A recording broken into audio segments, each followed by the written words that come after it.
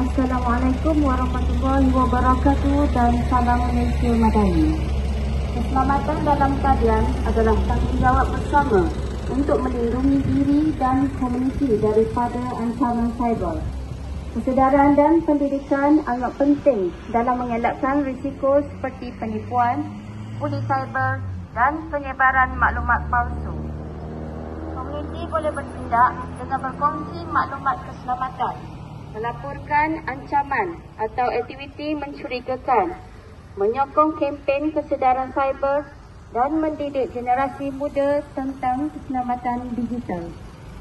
Segera laporkan sebarang kejadian berkaitan keselamatan cyber kepada pihak berkuasa seperti Suruhanjaya Komunikasi dan Multimedia Malaysia atau hubungi talian hotline 997 Pusat Respons Scan Kebangsaan.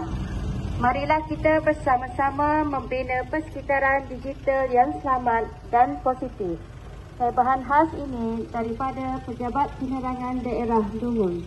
Sekian, terima kasih.